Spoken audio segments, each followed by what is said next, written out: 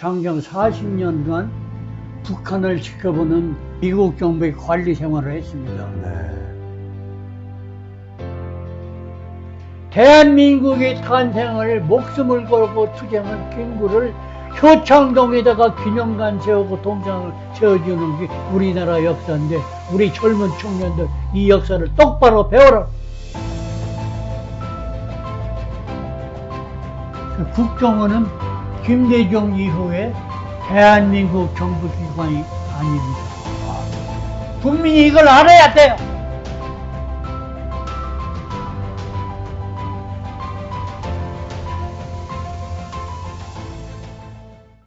네, 안녕하세요, 박사님.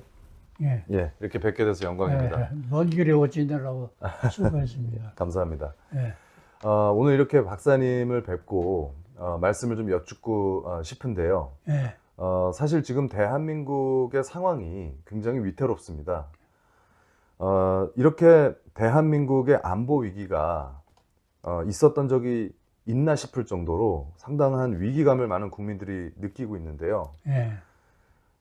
정보기관, 특히 미국의 정보기관에서 오래 근무하신 박사님께서 보시기에는 지금 상황이 왜 발생을 했고, 그리고 이것에 대해서 국민들이 어떻게 인지를 하고 대비를 해야 되는지, 이런 부분들을 여쭙고자 제가 이제 인터뷰 요청을 드렸습니다. 우선 박사님에 대한 간략한 소개를 좀 부탁드리겠습니다. 여러분 앞에서 내가 오늘 그 인터뷰를 진행하기 전에 나에 대한 소개를 내가 좀 하겠습니다. 네. 나는 대한민국에서 군 복무를 마쳤어요. 대한민국 육군에서 복무했어요.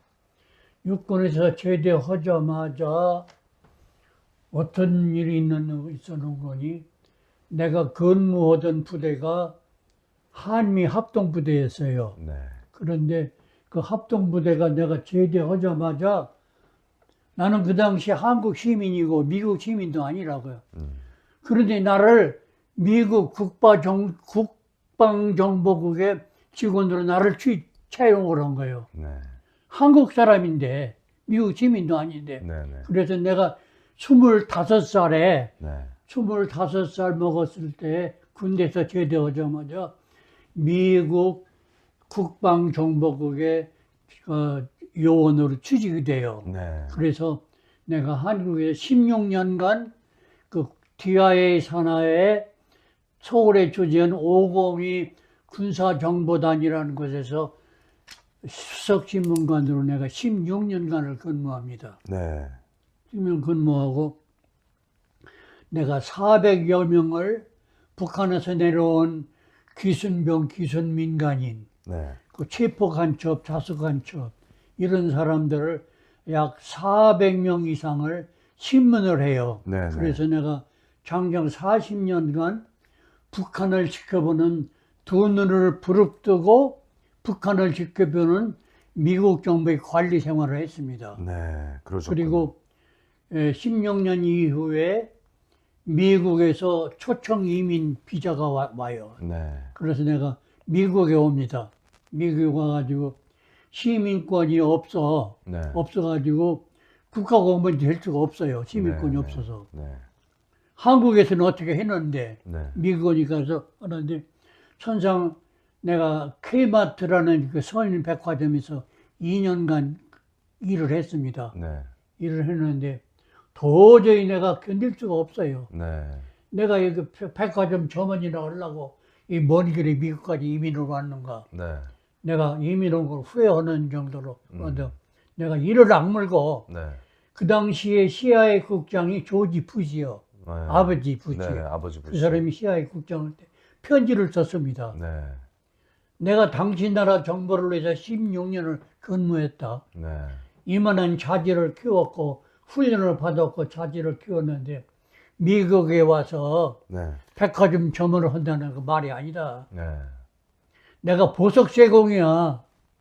그 나라 채석정이다 보내서 도끼로 돌을 깨는 일을 시키면 이게 말이 되겠느냐. 네. 말이 안 된다. 네. 당신이 나라 좀 도와달라. 네. 내가 시민권이 없어서 공무원이 안 되는데 나 시민권이 저기 시민권 받는 길도 있다더라. 네. 나라 좀 입어달라. 네. 편지를 썼습니다. 네. 조지 부시가 이 편지를 받고서 나를 부른 거예요. 네네. 불러가지고 인터뷰하고 에이머거시 시험을 보고 네. 그래서 CIA 입사가 됩니다. 네. 됐는데 CIA에서 24년간을 근무합니다. 네. 24년 근무하면서 진짜 내가 내 스스로 자랑할 만큼 북한에 관한 일을 너무 많이 했습니다. 네. 미국 그러셨군요. 정부에서. 네네. 그래서 지금까지 다 합해서 40년간 미국의 최고 정보기관에서 수석신문관으로 근무를 하면서 네. 내가 눈을 부릅뜨고 40년간 북한을 지켜본 사람입니다. 네. 그래서 나는 누구보다도 북한을 잘 아는 사람으로 나 스스로 내가 그 자부심을 갖고 있습니다. 그래서 내가 하는 강연을 많이 다니는데 내가 하는 말을 현대사의 잘못된 현대사 인식이 잘못되어 있다. 네. 우리나라. 네. 당신들은 서울의 안경을 쓰고 세상을 보지만은 여기 서 있는 마이클 리는 와싱턴의 안경을 쓰고 세상을 본다. 네. 내가 하는 말을 대한민국 국민들, 특별히 우리 세대 이후에 나라의 주인공이 될 젊은 사람들이 내가 하는 얘기를 잘 들어주기를 바란다. 무슨 말이냐? 결론부터 얘기했다. 대한민국 국민이 위대한 대한민국 탄생을 전후해서 현대사의 인식이 잘못되어 있다. 네. 잘못되어 있다. 네. 다 바로 고쳐야 된다. 예. 그래서 얘기를 시작합니다. 네. 시작하는데 내가 순서를 잡아서 시간별로 순서를 잡읍시다. 네. 우리가 일제 36년 동안에 일본의 식민지 생활하면서 우리가 시달림을 받고 살았죠. 네. 그때 독립투쟁을 합니다, 우리가. 네. 독립투쟁을 하는데 진짜 일본 군대하고 무장투쟁을 해서 독립투쟁은 혁혁한 장수가 하나 있었습니다. 그 사람은 본명이 김광서예요. 김광서. 김광서인데 이분은 1888년생이에요. 네. 1888년생인데 이 사람은 일본에 유학을 가지고 일본 육군사관학교에 들어갑니다. 들어가서 1911년에 기병과 23기를 졸업해가지고 육군 중위가 돼요. 육군 장교가 돼요. 2015년에 육군 중위가 됩니다. 그래가지고 이 사람이 병가로 한국에 옵니다. 태생은 함경도에서 태생했어요. 그럼 본적은 서울 종로구 사직동 166번지 본적을 두고 가족이 거기 있어요. 1919년 봄에 가족을 만나러 한국에 옵니다. 와가지고서 3.1운동을 맞이해요. 3.1운동을 이렇게 독립운동을 하는 걸 자기 눈으로 지켜보고 하면서 그때에 이 김광서가 일본 사관학교에서 장교가 된 김광서가 일본에서 탈출합니다. 탈출해가지고 만주에 가요. 갈 때에 우리가 그 독립투쟁사를 보면 지청천이라는 사람이 있었죠. 네네네, 있었죠. 지청천이는 김광서의 일본 육사 3년 후배예요. 네네. 그 사람하고 같이 만주에 갑니다. 만주 연영성 고산자에 있는 이시영 선생이 생긴 설립한 신흥무관학교 교관이 됩니다. 네네. 교관이 되어 있는데 독립군을 양성하는 교관이 되죠. 네. 총한자로 없는 거예요. 네. 총한자로 없는 독립군이 몇백 명 가지고 70만 일본군이 지금 만주에 와 있는데, 한국에 와 있는데, 총한자로 없는 독립군 몇백 명 가지고 무슨 독립수정합니까? 그래서 무기급차 시베리아에 갑니다. 이 김광서가. 가보니까 시베리아 극동 지역에 우리 조선 사람이 18만 명이 살고 있는데, 거기가 상해 임시정부 마찬가지로 독립투쟁은 한 근거지가 돼 있어요. 그런데 이 김광서가 볼시비키 군대하고 타협을 해가지고 무기를 구입해요. 네. 가지고 일본군하고 투쟁을 합니다. 네. 1919년부터 25년까지 6년간 일본군하고 무장투쟁하는 독립군이 돼버려요. 네. 독립군이. 네. 네. 그때에 이분이 김일성이라는 이름을 씁니다. 아, 그렇군요. 김광서가. 네. 네. 만주에 있을 때는 김경천이야. 이름이 김경. 왜 이렇게 이름이 바뀌었나요? 김경천. 이름을 바꿨어요. 예, 왜 바뀌었습니까? 교관 세 사람이 있다. 하늘서자 돌림을 지청천, 김경천, 신동천 이렇게 해가지고서 네. 이름을 바꿨어요. 독립투쟁사 보면 남만 3천이라는 기록이 나와요. 네. 그래 시베리아 일대에서 이 김광서는 김일성이라는 이름을 가지고 항일 투쟁을 하고도 일본군하고 많은 투쟁을 합니다. 네. 진짜 피를 흘리고 우리 독립군도 많이 희생하고 일본군도 많이 붙이는 독립투쟁을 했습니다. 네. 이게 진짜 김일성이에요. 네. 네. 이런데 이 진짜 애국투사 김일성이는 우리나라에서 국민들에게 역사를 안 가르쳐요. 네. 안 가르칩니다. 예. 가르치지를 않아요. 왜 안 가르쳤습니까? 예? 왜 실제 역사를 안 가르친 겁니까? 그 이유는 공산주의를 세우기 위해서 그런 거예요. 네. 그 김경천이 관한 얘기를 다 마저 끝내버릴게요. 네네. 1937년도에 그 스탈린 시절에 네. 그 극동 지역에 사는 조선 사람을 전부 중앙아시아로 이주를 시킵니다. 네. 그때. 네. 그때에 이 김일성 장군 가족도 거기 붙여서 가는 것이 카자흐스탄이에요. 네. 카자흐스탄. 그런데 스탈린이 김일성 장군에게 그 김일성 장군의 업적은 그 당시에 네. 동아일보에도 기록이 나와요. 그때는 김경천이라는 이름으로 나옵니다. 네네. 김경천이가 진짜 김일성이다. 네. 만주에서 이런 독립투쟁을 했다. 혁혁한 독립투쟁, 자, 우리 영웅이다. 네. 기사가 납니다. 동아일보에. 네네. 그런데 그 얘기는 내가 그 유튜브에다가 저 글에다가 써가지고 유튜브에 많이 살포를 했습니다. 그런데 소비에트 연방의 공산당에 가입하라는 부탁을 이 김일성 장군이 거부를 해요. 아, 그랬군요. 거부를 해가지고 소련은 이 사람을 재판을 해가지고 강제로다가 일본 습발할 제명을 씌워가지고 시베리아 형무소에 보냅니다. 아. 그 시베리아 형무소가 어디 보니 그 솔제니친이 수용소 군대라는 소설을 써가지고 노벨상을 타죠. 네. 수용소 군대. 네네네. 그 수용소가 있던 그 형무소예요. 예. 거기에 김경천, 네. 본명 김광서, 네. 우리가 알기는 김일성 장군. 네. 거기 가서 중노동에 시달리고 중노동을 하면서 영양실조로 1942년도에 죽어요. 네. 죽습니다. 네. 그런데 그 사람이 남긴 기록, 자기 투쟁 역사를 그 후손들이 찾았어요. 네. 카자흐 정부에다 요청해가지고. 네. 찾아가지고 그 책을 증손녀가 살아 있습니다. 아주 아, 가족이. 그렇군요. 예. 정선녀가. 어디 계십니까, 그분은? 카자흐스탄에 카자흐스탄에요. 살아가 있어가지고 자기 할아버지의 업적을 그 역사에 밝히기 위해서 노력하는데 예. 한국 정부가 전혀 협조를 안 씁니다. 어떻게 그렇습니까? 죽이려고요. 진짜 아. 김일성 역사를 흐려버리는 거예요. 예. 왜 그런지 알아요? 북한의 가짜 김일성을 살리기 위해서 우리나라 혁혁한 애국투사 김일성 역사는 죽여버리고 네. 만주의 김일성을 띄우는 거예요. 음. 만주의 김일성은 일본군하고 투쟁한 일이 거의 없습니다. 네.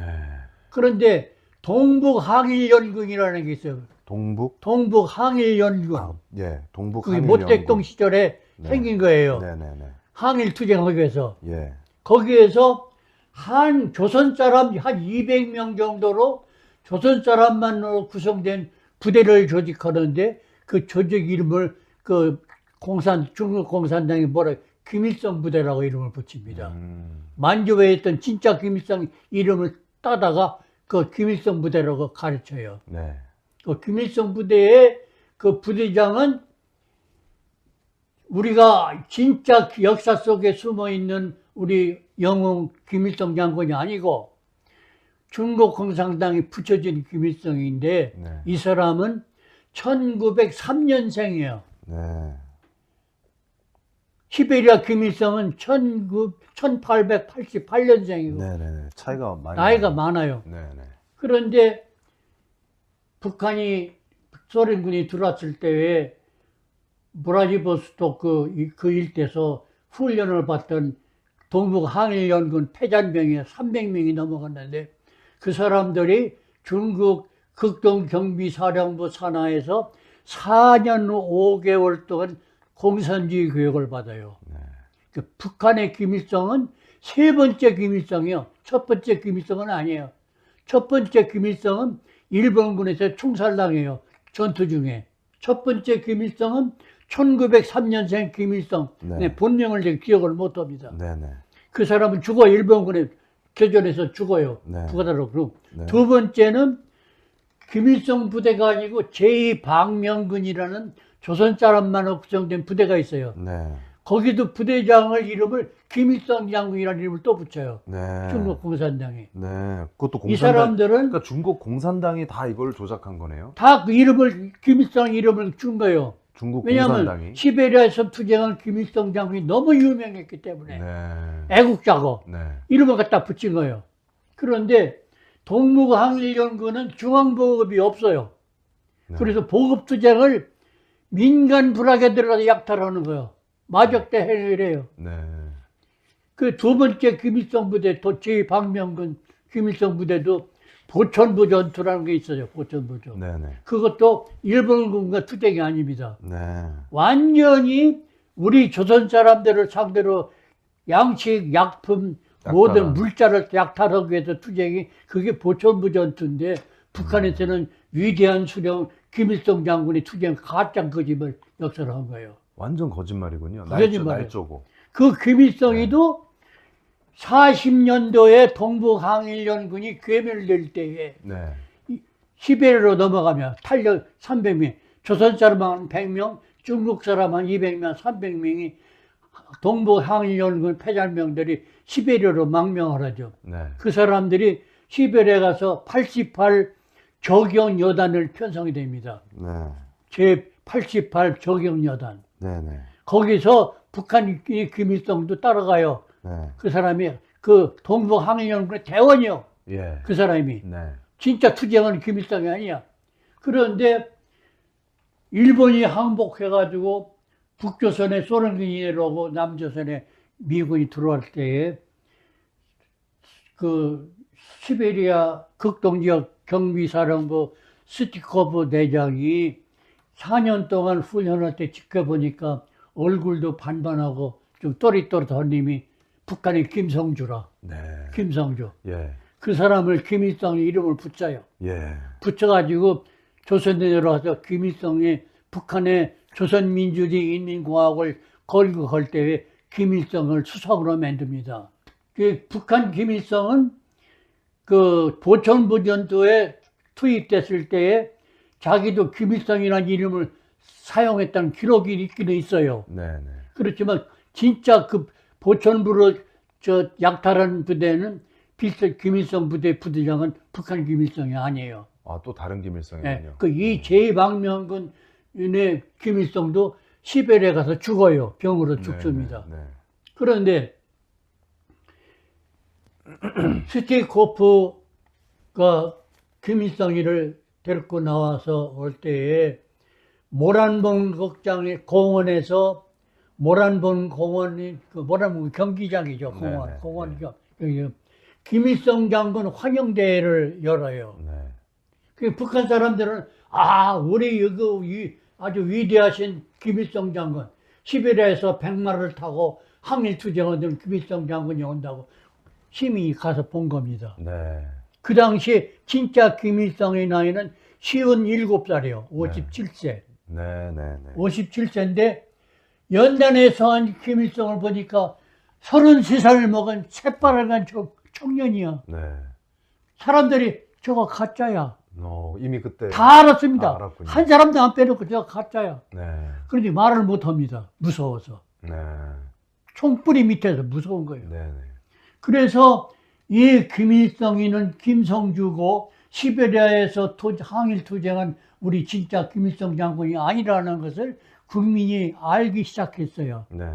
그 일을 선두에서 지휘한 사람이 누구냐? 소설가 한설야. 예.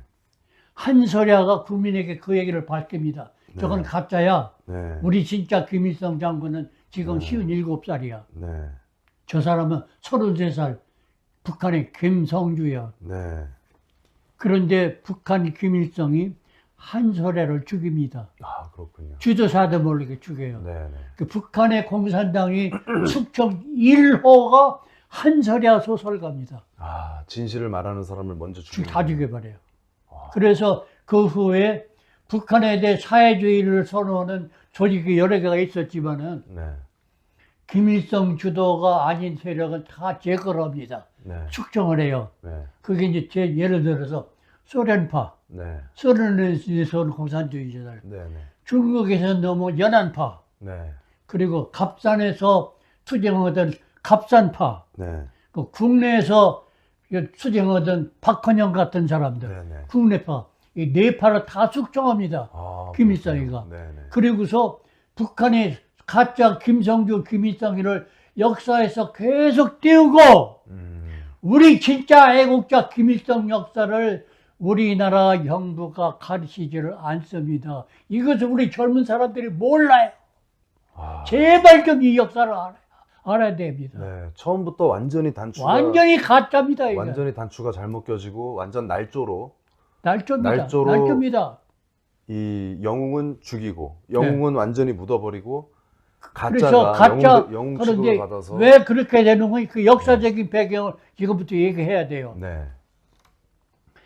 역사를 보고 세계 역사를 보면은 미국이나 영국이나 다른 그 강대국이 아프리카에서 흑인을 잡아다가 노예를 부렸어요. 네.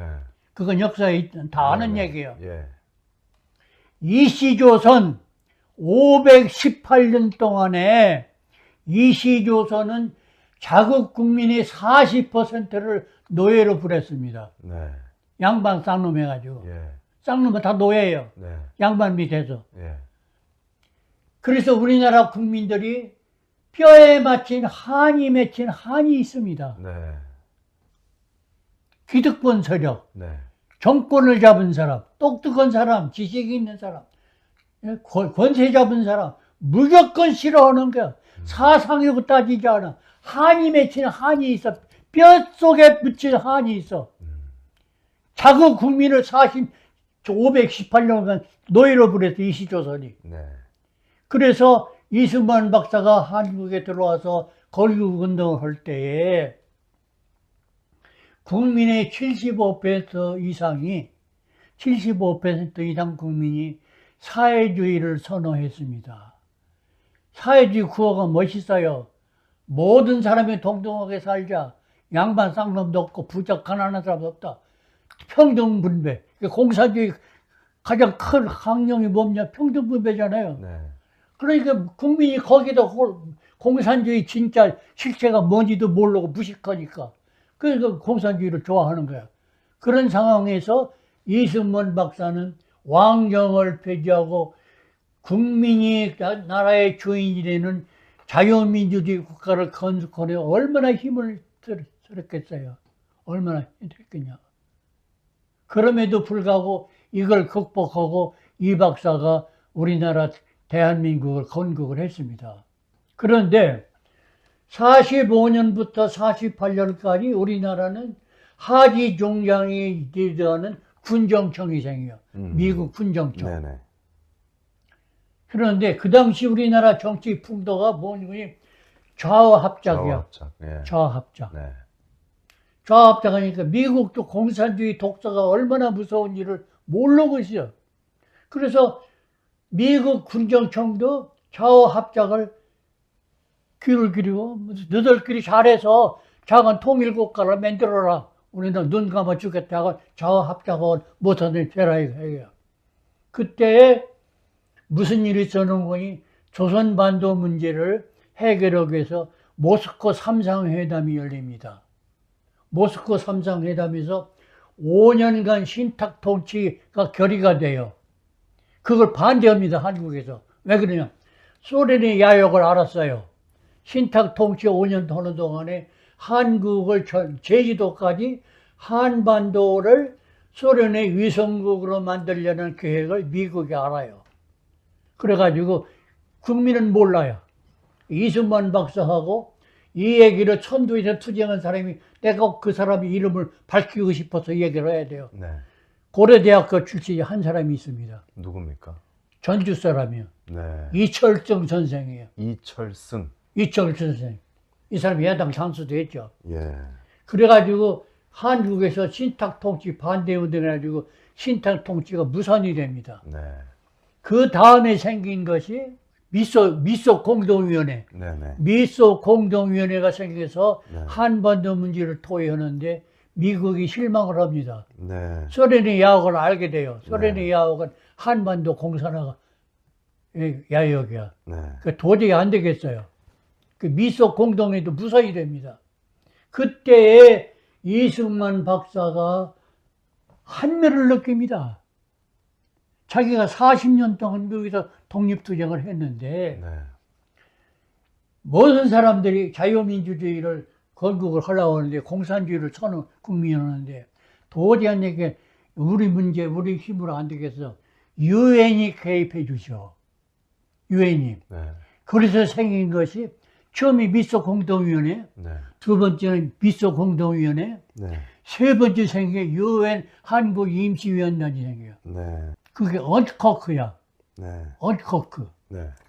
그때 그 국가 기밀이 비밀 속에 묻혀 있던데 얼마 세월이 흐른 뒤에 그 당시에 그 언커크 대표로의 한 사람이 장개석 정부의 외교관이 있었어요. 네. 장개석 정부의 외교관 한 사람인데 유어만이야. 이름이 유어만. 네. 유어만. 유어만이 킹구를 만납니다. 네. 킹구를 만나는데 이승만 주도로 대한민국 건국이 탄생하는데 참여해 주시오. 협력해 달라고. 그때 유어만이 부탁을 합니다. 그 원커크 회원이요. 장개석 정부 외교관. 킹구가 반대합니다. 내가 북한에서 가서 보니까 북한은 노동당이라 군대가 모든 것이 다 훌륭한데 나는 김일성 주도의 공산주의 통일국가가 되는 것을 참여하고 지지를 하지 나는 이승만 주도의 건국을 반대합니다. 그것이 그런 기사가 있는데 그것이 역사 속에 숨어 있었어요. 네. 최근에 기밀 해제가 된 문서가 발표가 됐어요. 네.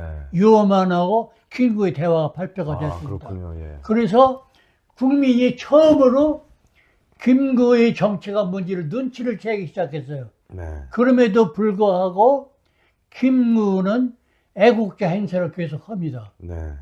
그런데 한 가지 얘기할게. 서북청년단 네. 안두희가 네. 네. 김구를 만납니다. 네. 김구를 내고 이승만 주도 대한민국 건국에 참여해 주시오. 네. 협조해 주시오. 네. 그런데 킹구가 잿더리를 던지고 막 책을 돌리고 반대를 합니다. 나는 죽었다 깨어나도 이승만이하고 대한민국 건국에 참여 못해. 나는 김일성 원수의 수령의 공산주의 통일국가를 내가 기다릴 거야. 이런 얘기를 해요. 네. 그때 서북청년단 안도희가 분에 못 이겨서 처단을 해버립니다. 네.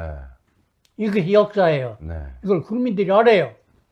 이런 김구를 대한민국의 탄생을 목숨을 걸고 투쟁한 김구를 효창동에다가 기념관 세우고 동상을 세워주는 게 우리나라 역사인데 우리 젊은 청년들 이 역사를 똑바로 배워라. 우리 위대한 이승만 박사의 역사를 흙에 묻어버리고 김구를 내서 지금은 뭐 서북청년단 또 뭐 백골단 따뻘대 전부 다 구구 그리고 이 폭력집단 정치 깡패 이런 식으로 가르치고 있거든요. 예, 우리나라 역사 잘못된 거 첫째 진짜 김구 역사를 저 김일성 역사를 안 가르치고 가짜 김일성을 받드는 얘기. 네. 그리고 대한민국 위대한 건국, 대한민국의 건국은 우리나라의 역사뿐만 아니라 인류 문명사에서 위대한 사건입니다. 자유민주주의 국가를 네. 시장경제. 이 이승만의 공로는 다 죽여버리고 몰아내고 김구는 받드는 이게 우리나라가 잘못된 역사예요. 현대사 인식이 잘못되어 있습니다. 네. 그 다음에 그거를 끝나면 되는데 그것까지도 국민이 몰라서 그랬다고 하자. 그 김구를 받든다고 모르지. 그걸 할 수 없어. 국민이 모르니까 역사를 배운 일이 없으니까 그렇다고 했는데 김대중이가 끝까지 처음부터 젊어서 지금까지 평생을 역적으로 살았어요. 아, 대한민국을 반대하는 살았습니다. 1985년도에 네. 1985년도에 김대중이가 신민당 총재를 할 때에 성북구의 국회의원 출신 이철이를 만나가지고 서울대 학생운동하고 네. 이 사람이 좌경운동의 학생운동 선두주자야. 네. 불렀어요. 네. 이동무. 네. 지금 국제정세요, 국내 정세가 우리에게 아주 유리하게 돌아가고 있어. 그러니까 나 혼자 힘드니까 이동무도 같이 와서 협력해줘. 프로레타리아 해방을 위해서 같이 투쟁합시다. 내가 10억을 줄 테니까 돈 가지고 같이 하자. 이철이가 그 얘기를 들었는데 내가 이념적으로 내가 이념 투쟁을 하지만 난 북한이 간첩은 아니다 이거야. 네. 고민을 했어요. 예. 근데 그 당시에 그 10억이란 돈이 어디서 났습니까? 김대중이가 준다는 게 김대중 돈이 있잖아요. 예. 김대중. 김대중이 그 당시에 돈이 그만큼. 돈이 많은 사람이에요. 그 사람이 다 돈을 대는 소스가 있습니다. 네. 그 지금 밝히려면 몇 시간을 더 해야 돼. 그 생략하고 그 정도로 해요. 네. 김대중이 돈이 있는 사람이에요. 그런데 그 얘기를 내가 대사관에 근무할 때요, 그때가. 네.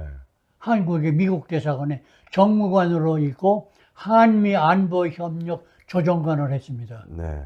서울 대사관, 그 미국 대사관. 예. 내가 그 얘기를 들은 거예요. 이철이를 만났어요. 얘기를 안 해요. 그래서 월간조선의 조갑제를 만났습니다. 네. 조갑제를 만나가지고 조갑제가 이철이를 꼬셔가지고 설득을 해서 이철이가 조갑제에게 실토를 합니다. 네. 실제 있었던 얘기를 그대로 고백을 해요.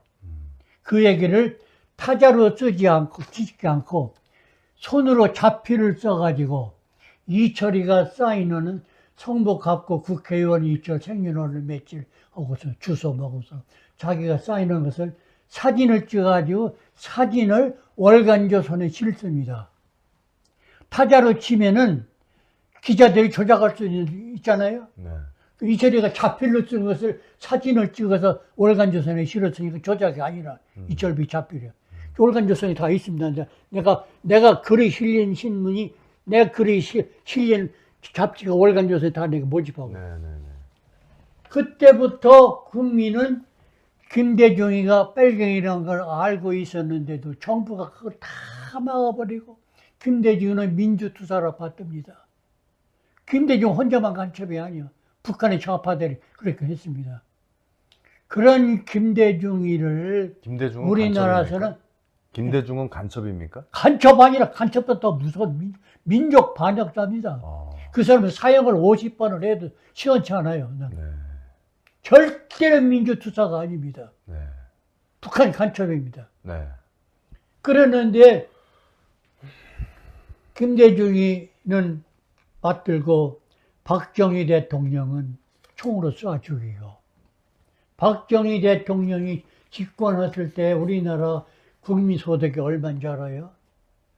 60불인가 70불 그 정도밖에 안 돼요. 작 100불 미만이.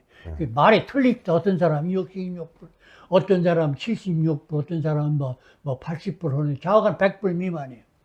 아프리카 소마리아 맛도 못한 우리나라 경제가. 이런 경제를 박정희 대통령은 투쟁을 해가지고 자기는 남노당 출신임에도 불구하고 남노당에서 몸을 담고 있을 때에 공산주의 사상이 얼마나 모순인 걸 깨닫게 된 거예요. 그래서 이 사람이 돌아서잖아요. 네. 네. 박정희가. 그렇죠. 돌아섰는데 국가재건 최고회의 위원장이 되면서 네. 국시를 뭐라고 한지 아세요? 반공 아닙니까? 남도당을 자기를 희석해야 되니까 반공을 국시의 제일로 하고 그랬습니다. 네. 그래서 나라를 경제를 살리긴 했는데 박정희가 79년도 7월 26일 시해당하죠. 네. 그때 현재 대한민국의 경제력은 아프리카 54개국의 경제를 다 합한 것을 대한민국에로 따라오지 못합니다. 그런 박정희를 쏴 죽였어요. 김대중이나 받들고. 네. 김대중이를 더 할게요. 너무 국민들은 막연하게 김대중을 빨갱이라고 하면 그 정도로 말했지 얼마나 지독한 빨갱이를 국민들이 몰라요. 네. 잘 특히 모릅니다. 호남에서는 김대중이 왕이야. 네. 모른다고. 네. 내가 김대중이 할게요. 김대중이가 대통령이 몇 년도에 된지 아세요? 98년이요. 네.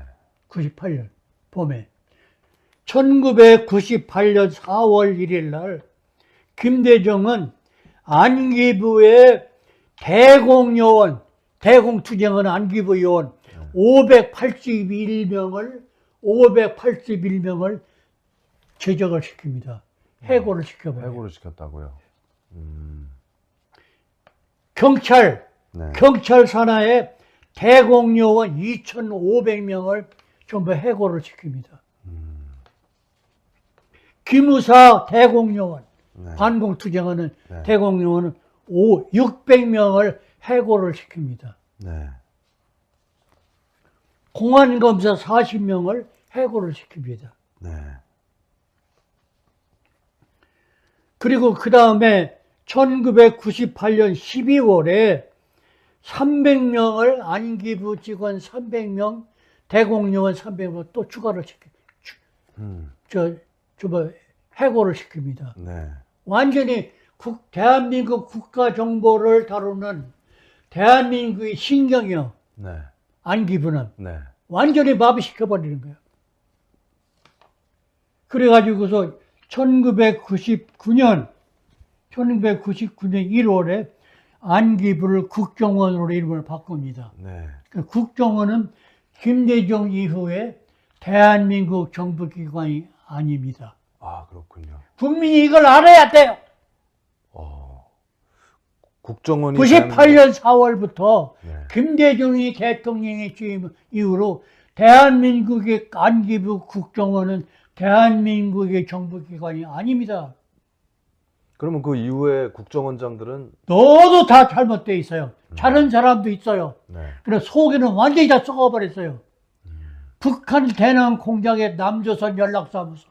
와, 북한 대남 대남 공작기구의 남조선 남조선 연락사무소가 연락사무소가 대한민국의 안기부 국정원입니다. 아, 애국자가 있습니다. 이병호 국장 같은 사람, 뭐 이상일 같은 사람이 얼마나 애국자를 했습니다. 그러나 그 밑에는 조직은 완전히 간첩들이 우글우글하는 조직이 돼버렸습니다. 예. 어떻게 그 사실을 국민들이 모를 수가 있죠? 정부가 갖춰요. 정부가 모르니까 예. 감춰버렸어요. 네. 그뿐입니까? 언론사도 모릅니까? 네? 언론사. 언론사도 다 입 다물고 언론사가 지자들이 나라 걱정하고 이상한 짓을 하는데 나는 그 사람들을 나무라지 않습니다. 네. 미워요. 네. 그러나 나무라지 않습니다. 어쩔 수가 없어요. 살기 위해서 제 가족을 먹어 살리기 위해서 제 목숨 붙이려고 위에서 시키는 대로만 하는 거예요. 대한민국이 정상적인 국가가 된다고 하면은 나는 지금 한국에서 이상한 짓 하는 언론사 사장들 전부 사형 처분합니다. 나는 그거 할 겁니다. 나는 그럴 자신은 없지만은 네. 만약에 그런다고 하면 나 그거 할 거예요. 네. 그러면 정보주권, 대한민국의 정보주권은 김대중 때 1999년도에 완전히 넘어갔다고 봐야 되는군요. 98년도부터 넘어갔다. 98년도부터 넘어갔고. 완전히 대한민국의 정보기관은 대한민국 정보기관이 아닙니다. 간판은 대한민국 정보기관입니다.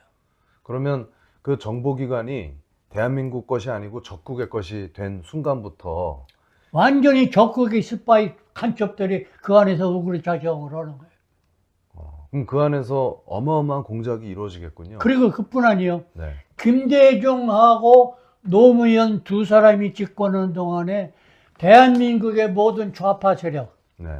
좌파 세력 빨치산 출신들, 네. 간첩들을 전부 민주투사로 둔갑을 해서 보상금을 줬습니다. 네. 보상금을. 그 과거서 위원회 무슨 그 세계 그 위원회가 있었죠. 네. 내가 지금 이제 기억을 다 껴보더라는데 그 작업을 누가 했는 거니 통일부에서 합니다. 네. 통일부가 대한민국 내각의 한 부서예요. 네. 맞아요, 틀려요? 맞습니다. 틀렸어. 아, 틀렸습니까? 통일부는 네. 대한민국 내각의 부서가 아니라 예. 북한의 대남 공작 기구의 남조선 사무실이에요. 국정원처럼요. 국정 통일부, 네. 통일부도. 네. 통일부가 무슨 일을 했는 거니? 좌익 분자 간첩들, 체포된 간첩들, 빨치산 출신들, 모든 이런 사람들을 민주화 투사로 둔갑을 해주고 훈장을 주고 보상금을 주는데 얼마 많은 돈을 써는 3,500억 원을 줘. 3,500억 원. 이런 정보들은 어떻게 파악을 하신 건가요? 내 그 얘기를 묻지만 나는 CIA 출신이야. 네. CIA 출신이야. 네. 내가 어떻게 그 정보를 아느냐? 그거 묻는 안 돼요. 네. 네. 미국 국가의 그 기밀 사항에 네, 묶여 네. 있어요. 예. 예. 안 됩니다. 네. 네. 그러나 그건 팩트인 거죠. 그런데 예. 대한민국 국민이 이 역사 인식을 제대로 못하고 현대 역사를 네. 잘 못하고 네.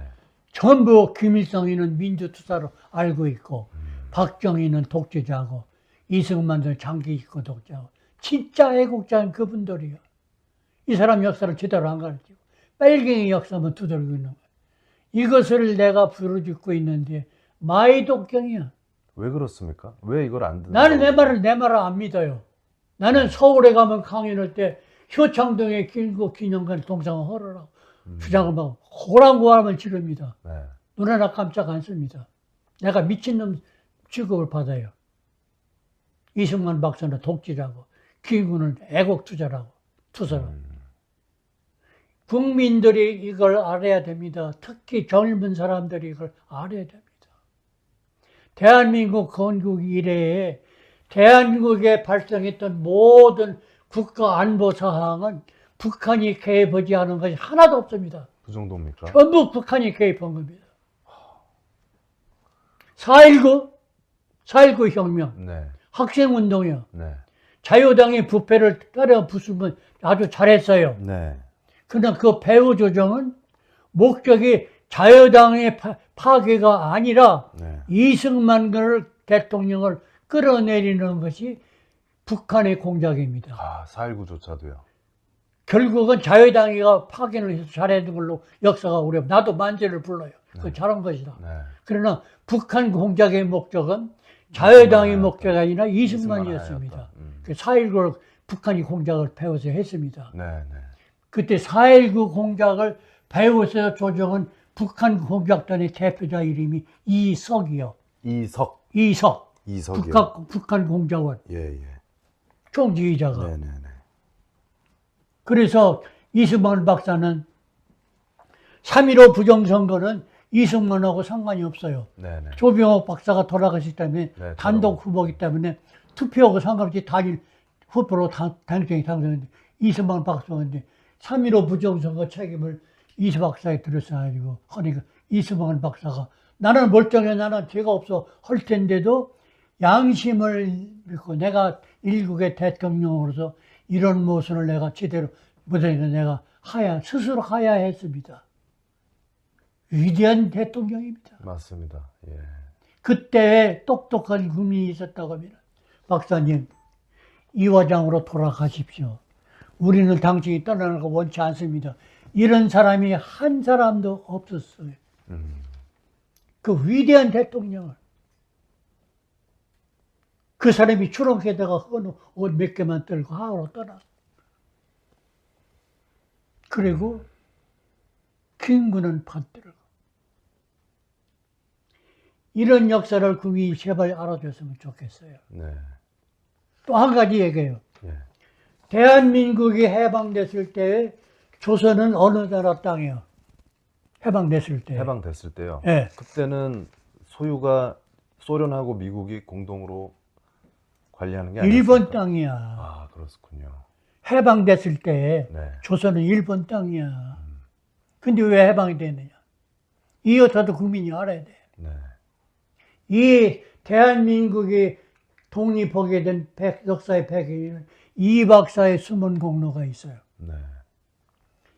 백악관 대통령 비서실장이 이승만의 이승만 박사의 연맥이야. 아, 예, 예.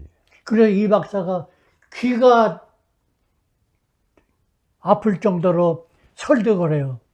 일본이 항복하면 조선반도는 독립해야 된다. 독립해야 미국의 국제 전략에 도움이 되고 우리 민족도 살고 미국도 산다. 설득을 해가지고 이 비서실장이 루스벨트 대통령에게 설득을 해서 루스벨트 대통령이 그것을 43년 카이로 선언이 있죠. 네네. 43년 카이로 선언. 네. 카이로 선언에서 영국의 처칠하고 네. 장개석이하고 루스벨트 세 사람이 회의를 할 때 왜 일본이 항복하면 조선반도는 독립국이다라는 것을 카이로 선언을 합니다. 네. 그것이 숨은 배우자가 이승만이에요. 이걸 국민이 제대로 아는 사람이 없어. 제대로 아는 사람이. 그렇군요. 그래서 해방되자마자 한반도가 조선이 일본으로 독립하기 위해서 일본이 군정청해가지고 3년 동안 저건 대한민국이 탄생을 하는데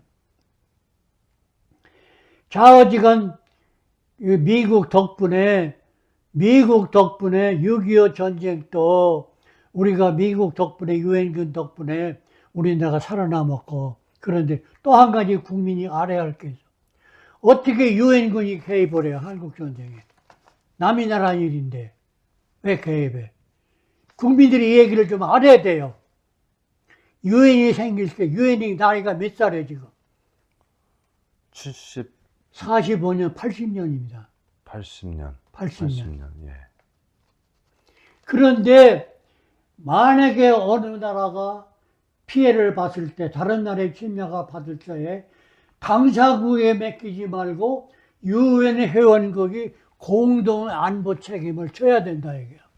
이것을 주장한 사람이 에티오피아의 세라시아 황제예요. 세라시아 스님. 이것이 법적 근거야. 유엔 헌장에 나와 있어. 네. 그걸 근거로 트루만 대통령이 유엔군을 동원한 겁니다. 네. 트루만 대통령. 네네. 이 역사도 국민이 좀 알아야 돼요. 네. 그래서 6.25 전쟁 때 아프리카 국가 중에서 한국 전쟁에 군대를 보낸 나라는 두 나라밖에 없어요. 남아공화국과 이쪽밖에 없습니다. 그리고 우리나라 역사의 구비마다 빨갱이들이 작용해가지고 금이 다 속고 있는 거 한 가지만 내가 얘기할게 몇 가지. 네. 전태일의 분신자 살려기 알아요? 예, 압니다. 평화시장 앞에서 예. 동대문. 네네. 평화시장 전태일 분신자 살 있죠. 예. 그 사람이 노동자를 대표해서 아주 희생한 노동투쟁 아주 영웅으로 취급하고 있죠. 열사로 취급받죠. 가짜예요. 그것도 가짜입니까? 전태일은 자기 몸에다 기름을 부은 일이 없어요. 네. 전태일은 자기 몸에다 기름 뿌린 자경에다가 불을 붙인 일이 없습니다. 제 3자가 붙였습니다. 이걸 내가 알고 있습니다. 내가 어떻게 아느냐? 내 목숨을 자르십시오. 내가 이거 사실 알고 있는 얘기예요. 전태일은 절대로 분신 자살이 아니에요. 분신 타살입니다. 그 배후에는 북한이 있습니다. 박정희를 괴롭히기 위해서. 네. 또 한 가지 얘기할게요. 의정부에서 효선이, 미선이 땅끝차에 져 죽인 거 있죠. 예.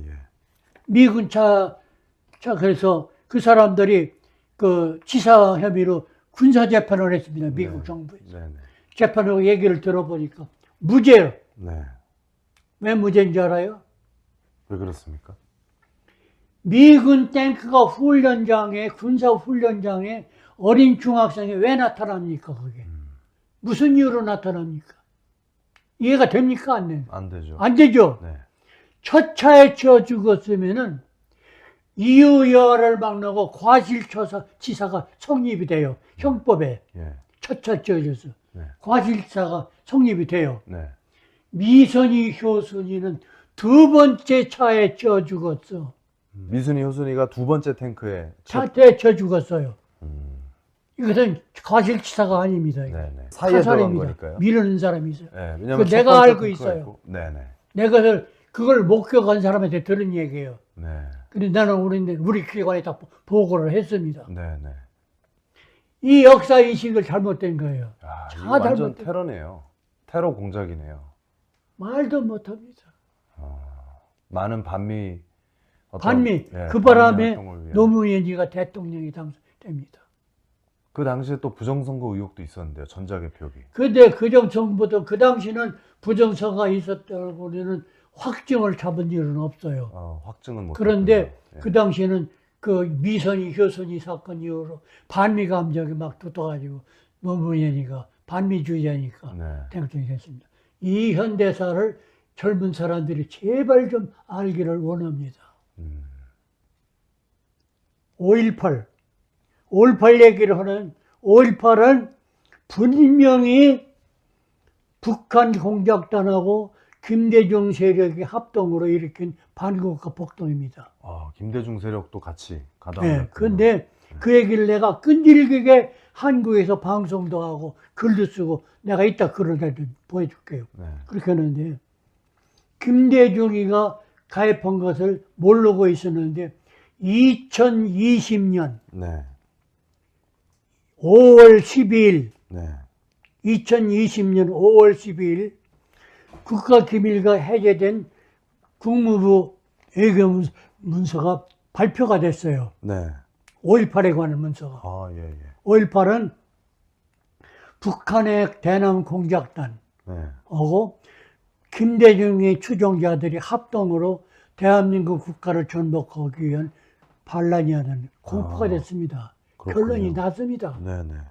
왜 이 사실을 또 국민들이 모르죠? 모르고 있는데 이제 알아요. 예. 내 얘기를 끝까지 들으라고. 예. 41년도에 네. 81년 80 그때 5.18에 80년도 났죠. 그렇죠. 80년대. 81년도에 예. 대법원에서 81년도에 대법원에서 네. 5.18 사태는 국가 전복을 목적으로 하는 북한과 김대중이 합작을 일으킨 국가 반란 사건이라는 판결을 내렸습니다. 네. 땅땅땅 네. 내렸어요. 네. 김대중이는 사형 언도를 받았습니다. 형무소에 갔습니다. 잘 처리가 된 거예요. 그렇게 그대로 갔으면 아무 일이 없을 텐데 93년도에 김영삼이가 대통령이 됩니다. 네. 김영삼이가 대통령이 되는데 그 5.18에 관한 얘기를 내가 별도로 강연을 한 번 더 해야 돼. 오늘 네네. 생략하겠습니다. 그러시죠. 예, 예. 다음에 하고 네, 다음에 또 오늘 하시죠. 생략만 하겠어요. 예, 예. 5.18은 국가 전복 무장 폭동이 아니라 민주화 투쟁으로 둘갑을 시킵니다. 김영삼이가. 네. 김영삼의 정체는 뭔가요? 왜 그렇게 김영삼의 정체는 나는 그 사람을 간첩이라고는 볼 수 없어요. 네. 그런데 머저리요. 머저리다. 보통 우리가 도를 지나친 멍청이는. 그래가지고 그때는 김영삼이가 자기 약점이 있어요. 노태우로부터 받은 정치자금 약점이 그런 걸 감추기 위해서 전라도 세력이 떠들으니까 그 입을 막기 위해서 광주 5.18을 민주화로 둔갑을 시킵니다. 그걸 헌법 재판소에다가 소추를 합니다. 네. 하는데 그것은 위헌이다. 민주화 투쟁으로 투표법을 지적은 위헌이다가 5표예요. 그건 합헌이다. 그게 4명이야. 9명 판사.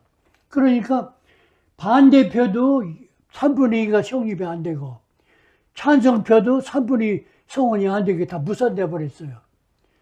6명 이상이 동의를 해야 법으로 판정이 되는데 이쪽도 아니고 저쪽도 아니고 무산됐는데 김영삼이가 합헌으로 밀어붙입니다. 그때 합헌을 밀어붙일 때 동조한 사람이 두 사람이 있습니다. 그 다음에 여당 대표가 홍준표예요. 네. 여당 대표. 예, 그 당시에. 김영삼 밑에서. 네네. 그 다음에 안기부 부장이 권영세예요. 예. 권영해. 권영해. 두 사람이 김영삼하고 합세해서 예. 광교 5.18을 민주화로 둔갑시킵니다. 아. 내가 대한민국의 지도자라면 이 사람들 사형감입니다. 지금 정치 활동하고 있어요. 네. 말이 안 되는 얘기입니다. 근데 왜 어떻게 이런 분들이 보수에서 활동을 하고 있죠? 국가에서 막고 있어요. 그 모든 것을 다. 진실을 다 막고 있습니다. 대한민국 국가가 정당한 국가가 아니에요. 지금까지 80년 동안, 건국 72년 동안 우리나라 정부가 잘못하게 한두 가지 좌파 세력을 제대로 다루지 못했어요. 이제라도 늦었지만은 정신을 차려야 돼요. 누구라고는 얘기하지 않겠습니다. 최근에 얘기해요. 최근에. 네. 제주도 4.3 폭동의 폭도 유족들에게, 폭도. 네. 애국 희생자가 아니고 폭도들, 네. 빨갱이 폭도들 유족들에게 위로금으로 9천만 원씩 줬습니다. 대한민국 정부가. 네. 누구라고는 일본 얘기 않겠어요. 네네. 대통령이 당선된 사람이, 네. 대통령이 당선된 사람이 일주일 후에 5월 18일 날 광주에 내려가서 국회의원들 국가위원 데리고 광주 가서 5.18 기념행사에 참석하고 임을 위한 행진곡 노래를 불렀습니다. 현직 대통령이. 네. 이것이 현재 대한민국입니다. 네. 기가 막힙니다. 지금 그거보다 더한 일들이 많이 벌어지고 있지 않나요? 사실은. 물론 이제 역사 왜곡을 바로 잡는 게 우선 필요한데 실질적으로 지금 뭐 중국 무비자 입국도 문제고요. 지금 전반적인 행정 시스템이 다 마비된 것도 완전히 알고 계시죠? 빨갱이 주선임제 돌고 있습니다. 지금 더 심각해진 상황이죠. 더 심각해졌어요. 더 심각해졌는데 네. 우리나라가 애국자가 많습니다. 네. 분명히 애국자 있습니다. 네. 광화문 집회 애국자들입니다. 네. 네. 삼각지 집회 애국자들입니다. 네. 지방에서 모이는 대구에서 모이는지 부산에 일반 시민들을 말씀하시는 거죠? 다 애국자들이에요. 일반 시민들을. 일반 시민들. 네, 네. 그런데 그 사람들이 집에 불났어 부랴 소리를 지르는데 네. 바스켓에 물 떠오는 사람이 한 사람도 없습니다. 그게 무슨 말씀이시죠? 물 떠오는 실질적인 행동은 말만 떠드는 거예요. 행동이 없다. 행동이 말만. 없는 거예요. 네. 나라를 살려면 목숨을 걸고 때려 부숴야 되죠. 네. 제 목숨 살리려고 입으로만 떠들고 혁명을 해야 된다는 거죠. 혁명을 해야 됩니다. 혁명을 하려고 그러면 그 사람들을 매도하고 공격하는 사람들은 혁명을 하려고 하면 사전에 차단하고 여러 가지 하려는데 지금 현재 그 우리나라 애국자들이 입을 다무는 이유는 나는 내가 생각할 때는 무서워서 그러는 거예요. 무서워서 그러는데 그 사람들이 무서운 거에 내가 판단이요. 내 말이 틀릴 수도 있어. 네. 내가 생각하는 걸 지금 얘기하는 거예요. 네. 이거요, 이거. 돈이요. 다 뇌물 먹고 있습니다. 걱정됩니다. 보수 진영조차도 보수에 있는 보수 진영의 애국 활동을 하고 있습니다. 네. 그런데 결정적인 행동을 하지 않고 있습니다. 하려고 하면 혁명해야 막고 됩니다. 하려고 하면은 또 막습니다. 또 이분들 하려고 하면 할 수 있습니다. 안 하고 있어요. 그래서 내가 최근에도 많은 글을 한국의 카톡에다 보냈는데 네. 우리나라가 정상적으로 돌아오는 정상적인 국가가 되기 위해서는 우리나라 사람은 불가능한 것처럼 보인다. 그래도 나는 끝까지 희망을 포기하지 않고 기다리고 있다. 뭘 기다리냐?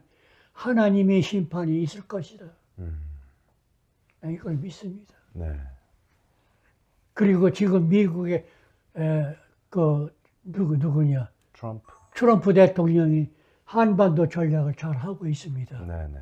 잘 하고 있고 중국 문제는 반드시 트럼프가 해결할 걸 내가 확신합니다. 네. 북한도 심각해요, 내부가. 네. 얼마 못 갑니다. 예. 그래서 지금은 어렵지만은 조금 참고 기다리자. 우리나라 힘으로 우리 국민이 제 나라를 제대로 못 지키면은 천상 우리는 하나님 앞에 기댈 수밖에 없다. 기다리는데 제발 내가 마지막으로 하고 싶은 일은 우리나라 국민들, 특히 젊은 세대들, 우리 늙은이들은 얼마 있으면 다 떠나. 우리가 떠난 다음에 대한민국 주인은 너희들이야. 너희들이 그런 나라를 인수받고 싶으냐? 제발 대한민국을 살리기 위해서 너희들이 앞장서라 이겁니다. 네, 이 부탁을 하고 싶습니다.